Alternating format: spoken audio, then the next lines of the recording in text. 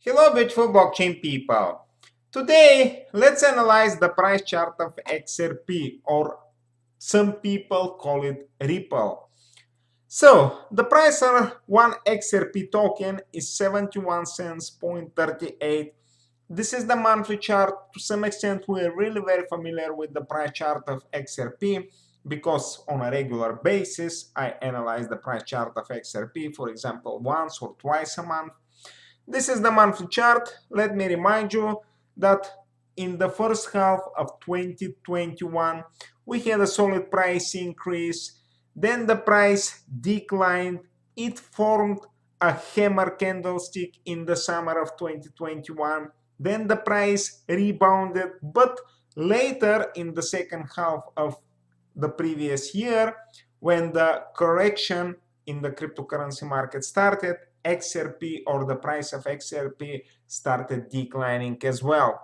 And we had a sequence of these three bearish candlesticks for November, December, and January with descending maximums and descending minimums. However, in February, the situation to some extent improved because this candlestick here has a local high above the previous one and a local low above the previous one, and this was an initial sign that the market started consolidating in February.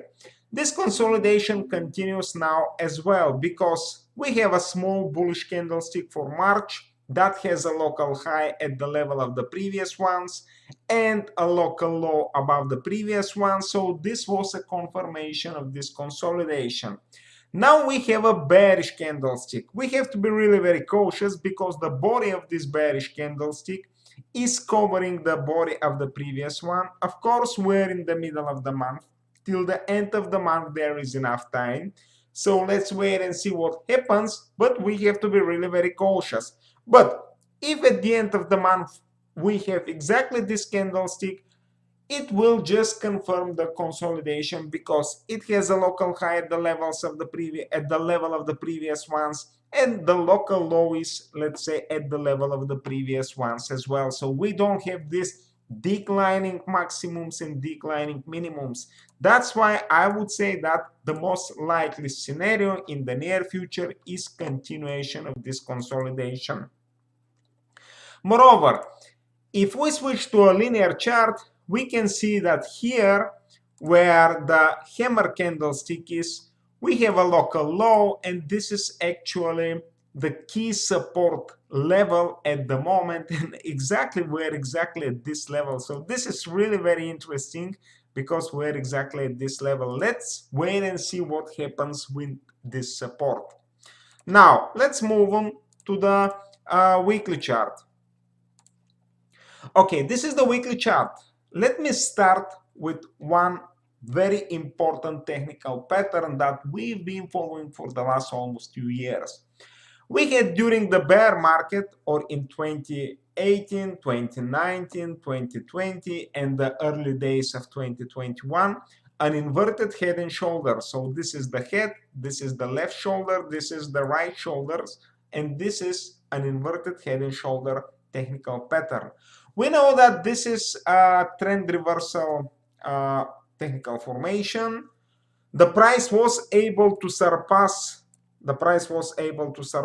the upper line, or the headline, actually the neckline. I mean, it was able to surpass the neckline of this inverted head and shoulders, and we had the first wave within this descending triangle.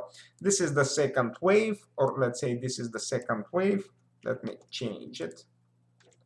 This is the third wave, this is the fourth wave, and this is the fifth wave. Now we've been testing a couple of times the neckline of this technical pattern, or of the inverted head and shoulders, and now we are at the upper line of this descending triangle. Let me remind you that this is a very important trend reversal technical pattern formation that usually occurs at the end of a bear market.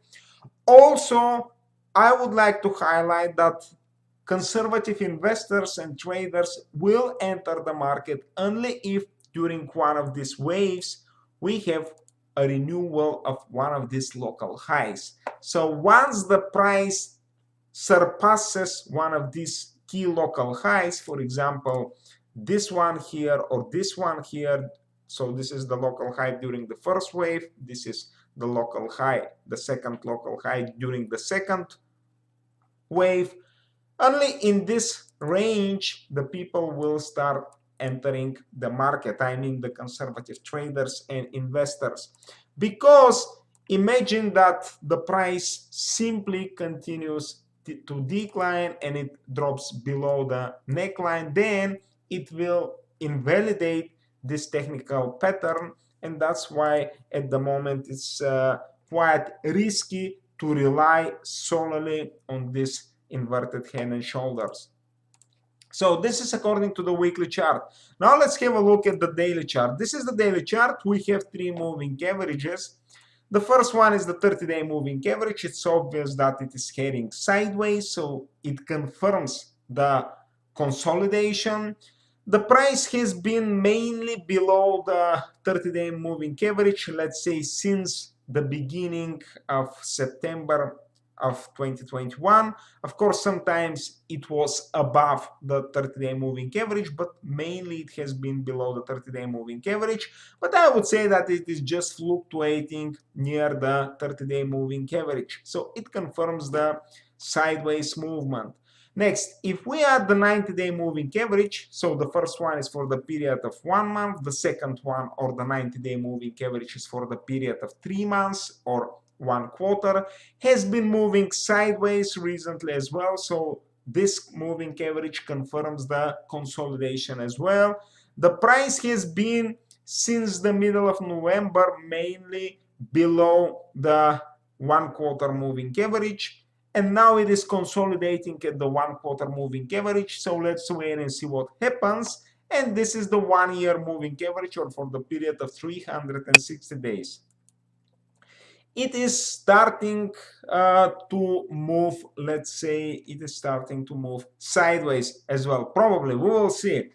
But the price is below the green line, and I want to highlight that since the beginning of the bull market, or since the middle of 2020, the price has been almost always above the green line or the 1 year moving average. It has dropped below the 1 year moving average earlier this year, or exactly during the first days of January, and since then the price has been below the green line. That's why we have to be really very cautious. At the moment, the price is below the 1 year moving average. It is consolidating at the other two key moving averages, and probably the most optimistic scenario in the near future is continuation of this consolidation. Let's wait and see what happens. But I would like to highlight that I prefer to enter the market only if I see the price above all these three moving averages, and of course I would like to see such kind of bullish distribution of the moving averages. So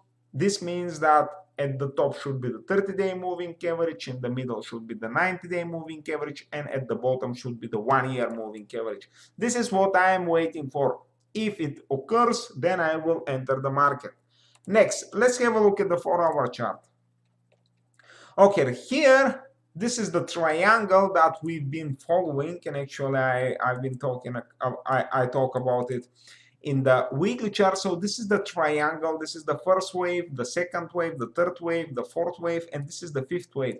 Usually, according to, let's say, to the technical analysis theory, during the fifth wave, the price exits this kind of triangles. So let's cross our fingers and let's hope that the bullish sentiment will return to the market and the price will exit the triangle in the upward direction. But at the moment, we're still testing the upper line of this triangle, and this is how the 4-hour chart looks like. So we're at the, let's say, this key resistance line in our case of this triangle. Now, if we have a look at this local lows here, so we have a potential ascending channel. So this is how this potential ascending channel looks like.